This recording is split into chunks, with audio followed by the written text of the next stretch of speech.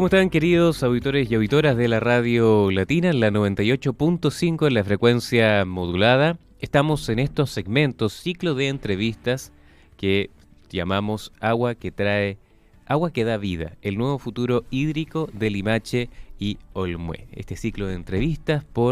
que llega a ustedes gracias al Fondo de Medios de Comunicación Social del Gobierno de Chile y del Consejo Regional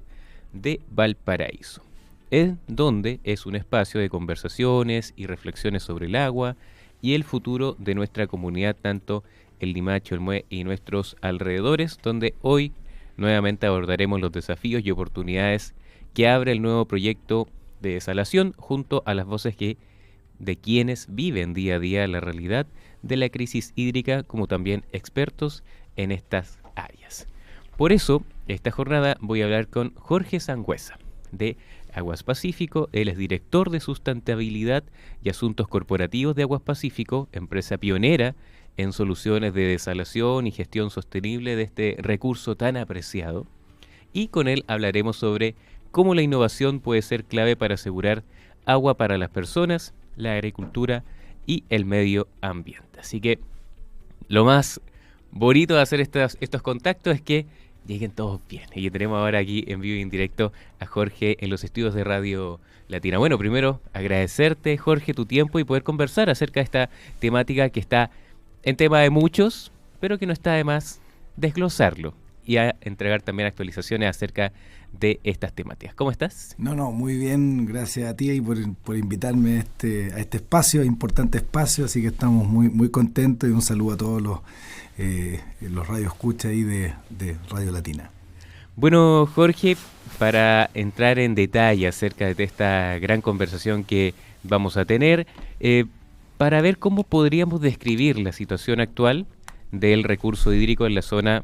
que nos abarcamos nosotros, Limache, Olmué, y qué desafíos puedes observar o comentarnos desde la perspectiva que ustedes manejan de Aguas Pacífico. Sí, mira, la verdad es que lo que uno observa es que en los últimos 2 años y medio hemos tenido lluvias, yo diría, un poco más normales, que han permitido que la condición de escasez de agua esté un poco mejor. Pero ya lo han dicho los expertos y también diferentes estudios, estamos inmersos en una mega sequía que partió del 2010 y que se va a prolongar y se va a mantener en el tiempo. Y que lo malo que tiene es que como ha sido muy extensa, cuando hay años con un poquito más de lluvia, no húmedo sino que normales o más cercano a lo normal, no se alcanzan a rellenar, ¿no es cierto?, recargar los acuíferos, no se alcanza a recuperar las bases que mueven todo el sistema hídrico, digamos, en la zona central de Chile, y eso ocurre también, por supuesto, para estas zonas de Limache y Olmué. Cuando uno mira los estudios, salió hace poco un último estudio del centro CR2, un centro reconocido, digamos, que chileno, que está siguiendo, digamos, los efectos del cambio climático, y ellos destacaban cómo el problema que teníamos era que Chile es uno de los países más expuestos, más vulnerables a los efectos del cambio climático, pero adicional a eso, en la zona central, cuando uno toma las regiones más centrales de Chile, ahí se ubica como el 80% del consumo de agua que se utiliza en todo Chile, pero hay solamente el 8% de el agua disponible. Entonces, la presión por la competencia, por el consumo y también el agotamiento se pone aún más extremo. Entonces tenemos el fenómeno de los efectos del cambio climático, que nos ha traído menos nieve en la cordillera, que ha traído lluvias intensas pero pocas, y que hacen que eso, en la medida que se ha ocurrido por mucho tiempo, lo hemos notado y lo nota cualquiera de los que nos están escuchando, ¿no es cierto?, los auditores, que antes uno tenía un pozo a 3 metros, después tenía 5, después a 10, a 20, y la verdad es que hay zonas donde hoy día los pozos tienen 80 metros para poder llegar al agua, y eso es que los acuíferos han ido bajando, y con los periodos de lluvia no se recargan, y eso nos está trayendo un problema grave, junto con el aumento de la población y la mayor cantidad de actividades que hay en la zona. Entonces, la verdad es que no se ve muy auspicioso el futuro, y lo que sí obliga a trabajar de manera colaborativa, a buscar ideas diferentes, innovadoras, a empezar a ver cómo enfrentar esto y sobre todo anticiparnos, porque si los estudios, ocurre lo que dicen los estudios, lamentablemente estas sequías van a seguir prolongándose y la situación en vez de mejorar va a ir empeorando en el mediano y largo plazo. Así que tenemos mucha tarea y nadie sobra, todos tenemos que ver cómo apoyar, cómo aportar en este desafío. Si hablamos del rol que puede jugar el tema de la desalación para el futuro también hídrico, en la región de Valparaíso o donde nos compete a nosotros o el trabajo que están realizando con Aguas Pacífico, ¿cuál sería? Mira, la desalación y en específico el proyecto nuestro lo que genera es una nueva fuente de agua que es segura, que es sustentable, ya voy a explicar un poco por qué, y lo más importante es que no depende de los ciclos de mayores lluvias o menores lluvias, sino que es un agua, un caudal adicional que llega a la zona y que permite poder, sobre todo nosotros mencionamos siempre que el agua desalada todavía es bastante cara, pero permite que sobre todo las industrias que utilizan aguas de pozo, aguas superficiales, ¿no es cierto?, de río, vayan dejando de utilizar esa agua y empiezan a ocupar esta agua. Y esas aguas que quedan disponibles, ¿no es cierto?, en tanto en los acuíferos como en los ríos, permiten también que haya un uso más social, ¿no es cierto?, más ambiental también, y que se sigan recargando los acuíferos. Entonces hay un beneficio ahí directo de esta nueva fuente de agua que hoy día uno está desarrollando y que además nosotros planteamos sustentable porque toda el agua nuestra, digamos, todo lo que es el proceso de desalación y también el impulso para poder mover el agua se va a hacer con energías renovables, por lo cual también ahí hay un esfuerzo y algo que se desarrolló desde el diseño del proyecto en pos de ser un proyecto que durante su operación sea un proyecto muy amigable con el medio ambiente.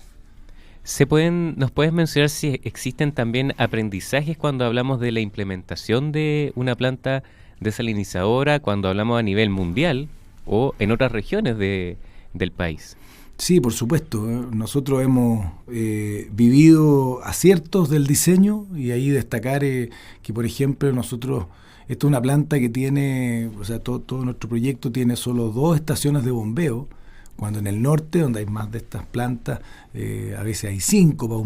para esto. Nosotros tenemos 105 kilómetros de... Quizás es importante remarcarlo o recordarlo, esta es una planta que está en la costa, ¿no es cierto? Como es normal, ahí se hace el proceso de desalinización y después de eso tenemos 105 kilómetros de un acueducto que permite poder trasladar esa agua y llevarla a diferentes puntos. Y eso es algo que requiere que uno esté bombeando esa agua.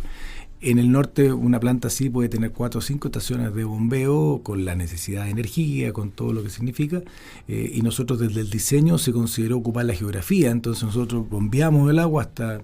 desde Puchuncaví, ¿no es cierto?, a la zona alta del Mauco, y después el agua baja por gravedad, llega hasta Quillota ahí en la zona San Isidro, y después de nuevo ahí se bombea y llega hasta la zona alta en La Dormida, y ahí donde empieza el túnel, baja de nuevo por gravedad. Entonces de esa manera hemos hecho un uso bastante eficiente de lo que es el traslado del agua. Por eso que hemos dicho aquí, hemos hecho esfuerzos grandes desde el diseño. Pero la verdad es que siempre hay cosas que hay que aprender y bueno, este proyecto del año 2023, cuando se empieza la construcción, tuvo ahí una situación bien compleja en un conflicto con un grupo de pescadores en la bahía de Puchuncaví Quintero y que tuvo, digamos, una toma que duró cerca de 4 meses. Y nosotros, y claramente ahí la empresa hizo aprendizaje, o sea, yo creo que... cosa que hoy día ya quedó, asumimos como en la historia, pero desde poder hacer participaciones ciudadanas más tempranas, de poder tener un trabajo con las personas, con el territorio, que hemos desplegado con mucha fuerza en los últimos 2 años, pero que en ese minuto no era tan intenso, tan fuerte, y el poder lograr acuerdos con los diferentes actores. Yo diría que ahí hay harto aprendizaje que se hizo como empresa. Lo bueno es que ese conflicto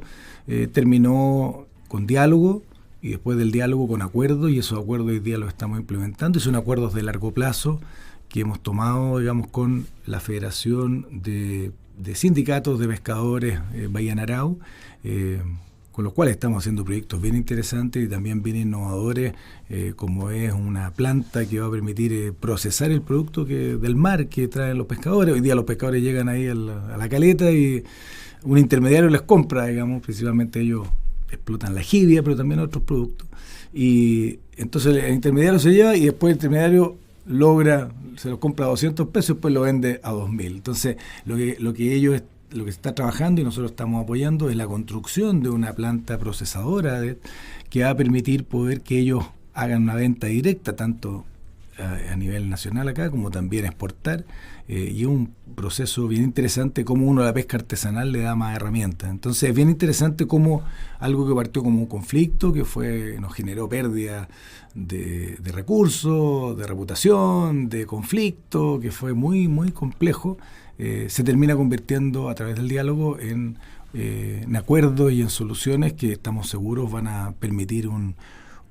fortalecimiento de la pesca artesanal en esa bahía. Así que yo diría que hay claramente hay cosas muy, muy importantes que aprender, pero también cosas que destacamos que han sido muy positivas. Por ejemplo, este proyecto en el trazado, nosotros tenemos que llegar a la región metropolitana, ¿no es cierto?, a la comuna de Tiltil, y se opta en su momento, una opción que fue, yo creo que bien pionera y también costosa, que sabes que en vez de pasar por la zona más alta, donde hay más biodiversidad y en la zona de la Dormida, se define construir un túnel.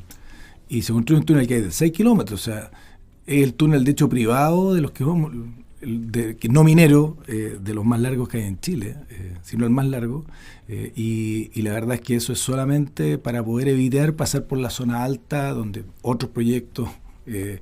han pasado han generado situaciones complejas, de conflicto, impacto, y nosotros dijimos, hagamos las cosas bien. Así que también hay aprendizaje de cosas, yo creo que se planificaron bien, se hicieron bien, y que hoy día ya construyéndose y en el avance que estamos, uno ve que han sido muy acertadas, digamos. Sí. Hablando también cómo la empresa integra las temáticas de sostenibilidad y responsabilidad también con instituciones y comunidades. Sabemos que distintas APRs o servicios sanitarios rurales forman parte de una firma en convenio donde se tiene obviamente el compromiso de estos litros también para consumo humano, pero también de la agricultura, una zona que es bien compartida aquí, Limache y Olmué. Sí, mira, bueno, nuestro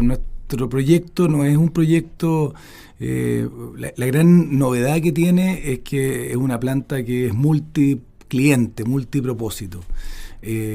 Normalmente en Chile hay 24 plantas desaladoras hoy día operando, así de gran tamaño, digámoslo, y la mayoría o casi todas están en el norte de Chile y están orientadas, como por ejemplo la ciudad de Antofagasta, que hoy día se alimenta completamente de su agua, se abastece de una planta desaladora que tiene más de 20 años, así que hay una muy buena experiencia ahí en ese tiempo, pero es directamente para agua potable. Y hay otras plantas, varias que han surgido en los últimos años, que son a un cliente, por ejemplo, mineras, ¿no es cierto?, que construyen directo su desaladora y las conexiones y operan directo para ellas, digamos, ¿no? Como que fuera un puerto dedicado, aquí es una desaladora dedicada.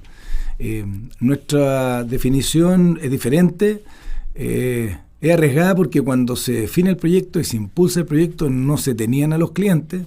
así que había un riesgo ahí de inversión también. El Estado tampoco, esto no es una concesión, esto no es una sanitaria, es un proyecto privado, ¿no es cierto?, que yo creo muy visionario.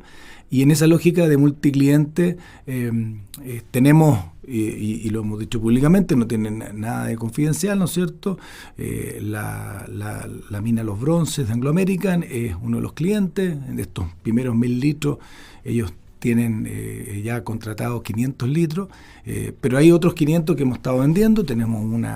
una eléctrica también, más en la zona ahí de Quillota, y es bien interesante porque además estamos buscando otros clientes, y a veces clientes más chicos que Solo ellos no podrían traer agua o hacer una desaladora, mucho menos. Y este modelo permite que uno, por la misma infraestructura, llamemos compartida, principalmente el ducto, ¿no es cierto?, y la misma planta, uno pueda apoyar a industrias o empresas y también, ahí voy a explicar más, los APR, ¿no es cierto?, que puedan empezar a ser usuarios, ¿no es cierto?, de esta agua desalinizada como nueva fuente. Así que por ese lado yo diría que ha sido súper interesante esta lógica multipropósito. Y en ese contexto nosotros, dentro de la responsabilidad social empresarial, se definió que nosotros hicimos acuerdos con, de hecho son 8 APR de la zona, principalmente Limache y Olmué, y bueno, APRs que no tienen conexión a ESVAL, digamos, como sí hoy día tiene áreas como Quillota y parte de Limache, ¿no es cierto? Y que por lo mismo están viviendo situaciones muy complejas. O sea, nosotros siempre ponemos el ejemplo del granizo, el APR del granizo, que es uno de los más grandes ahí en Olmué, y que ellos, cuando nosotros recién firmamos el acuerdo, hace un par de años, nos decían, mire, yo puedo entregar agua cada 2 días y entrego 2 horas. Esa es la situación que tienen, digamos, están en una condición de sequía bien extrema, y hay proyectos de llegar con agua a otras zonas, pero son proyectos que todavía pueden ser 10 años más, digamos, entonces, y que llevan harto tiempo como posibilidad, entonces, esperando que eso funcione, pero bueno, uno no puede esperar tanto. Entonces, la verdad es que nuestra agua y los acuerdos que tenemos con ellos van a permitir, y nuestro compromiso es que, sobre todo con estos APR principales, aquí en la parte más de Limache, tenemos con los maitenes, ¿no es cierto?, un acuerdo, y después tenemos el granizo, y después hay varios otros que ahí también ha habido bien interesante. Hicimos una mesa con los APR de esta zona, y la verdad es que la generosidad para poder decir, ok, llego con agua a este APR y de ahí con las mismas cañerías uno llega a otro y otro, y ahí vamos a empezar a conectar a varios, así que estamos muy motivados para que ya el próximo año, nosotros esperamos durante el primer semestre empezar ya a producir esta agua desalinizada y poder también empezar a entregar a los primeros APR el agua, y creemos que va a ser un momento muy, muy importante, y para nosotros y también para nuestro directorio y los que están detrás de este proyecto. Es un elemento muy central del proyecto, la entrega de agua a los APR y el poder llegar a las comunidades. Y nosotros no solamente vamos a entregar agua, también hemos estado viendo cómo apoyarlos en temas de gestión, de medición de agua, de manera de que puedan, no solamente la entrega de agua, sino que también el ayudarlos y apoyarlos en un proceso que es difícil. Los APR son complejos por sus redes, por la falta de recursos, así que también hemos estado trabajando muy, muy fuerte con ellos, de la mano, aquí en la zona de Limache y en específico, ¿no es cierto?, en Olmué. Y bueno, somos un actor que hemos llegado, hemos dicho, para quedarnos. La construcción del tubo ha generado molestia, sí.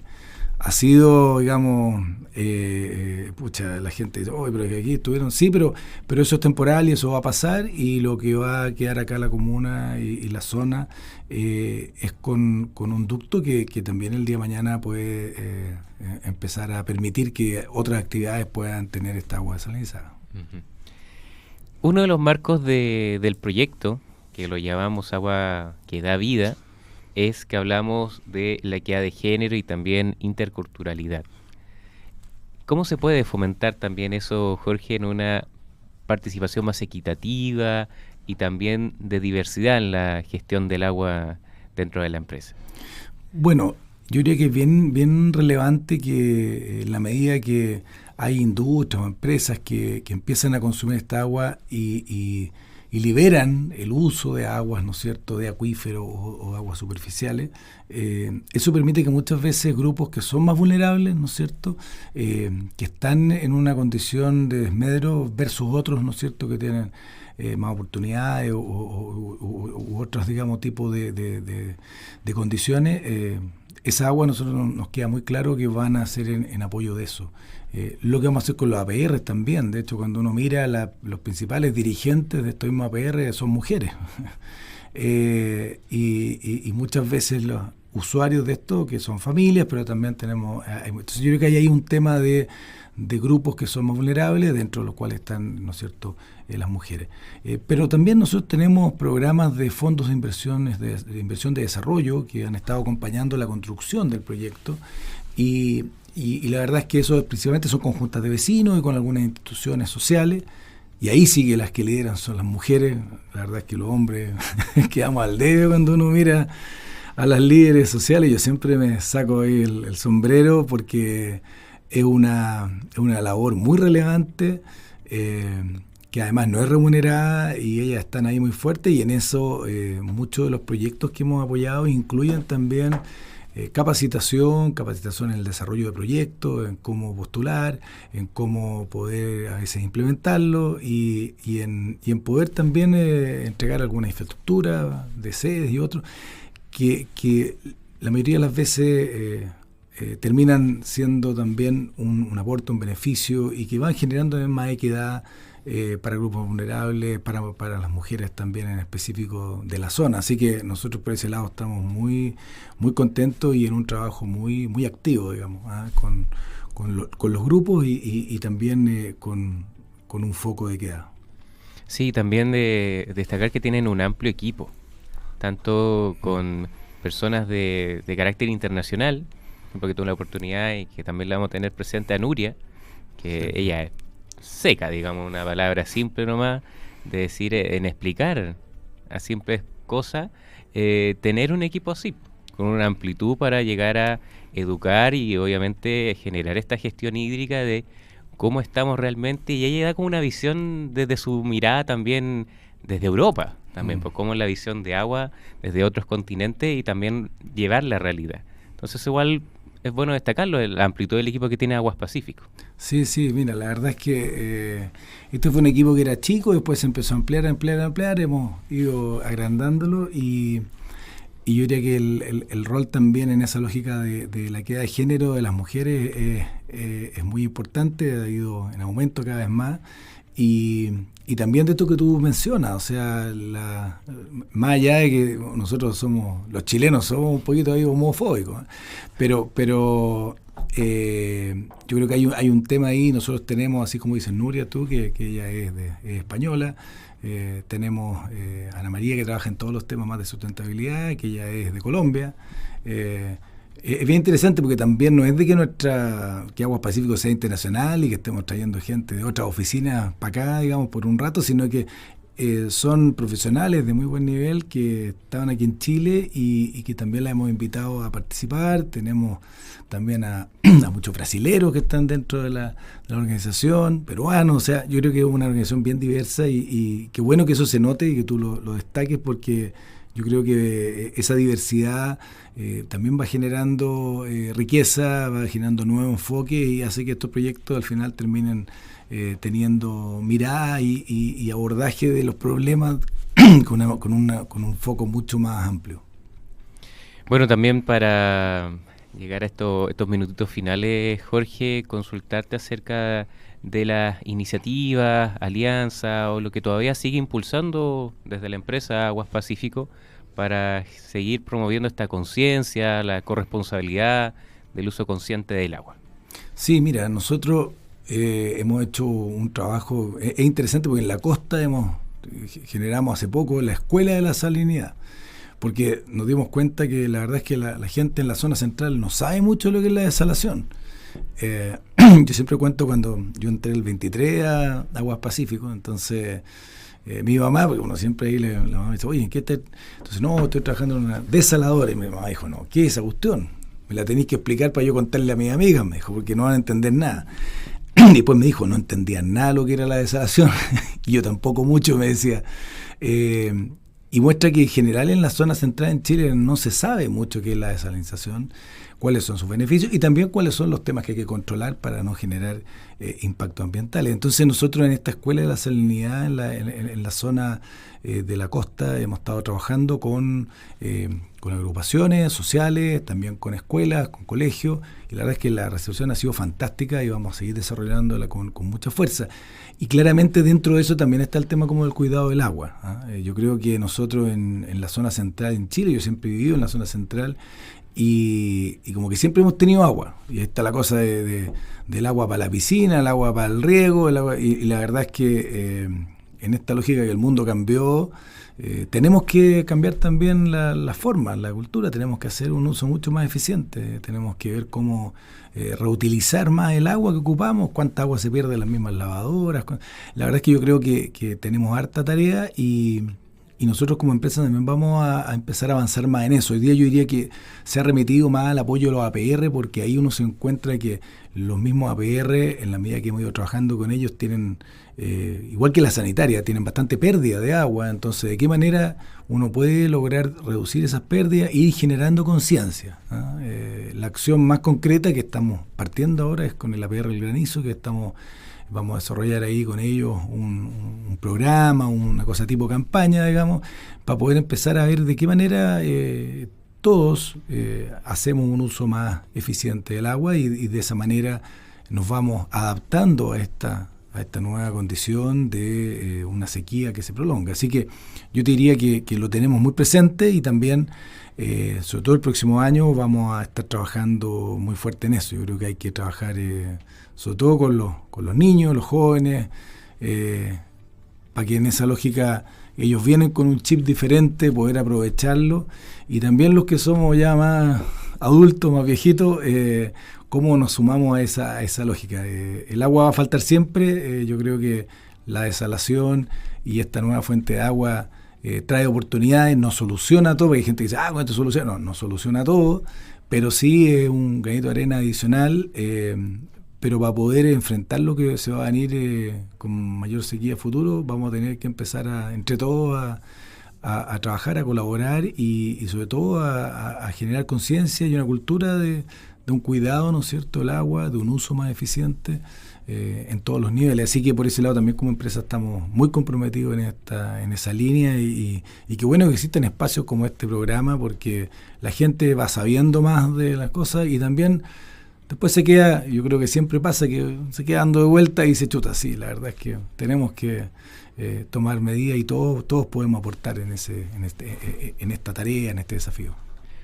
Bueno, agradecerte tu tiempo, Jorge, por venir a conversar tranquilamente en este horario de la tarde, perfectamente, donde la gente puede estar en cualquier momento escuchando Radio Latina, de estos segmentos, este ciclo de entrevistas que estamos realizando, de este proyecto Agua que da Vida, de esta temporada 2025. Hablamos con Jorge Sangüesa, director de Sustentabilidad y Asuntos Corporativos de Aguas Pacífico. Recordar que este programa fue posible gracias al Fondo de Medios de Comunicación Social del Gobierno de Chile y del Consejo Regional de Valparaíso. Por mi parte, y también por los futuros invitados, nos encontraremos en un próximo programa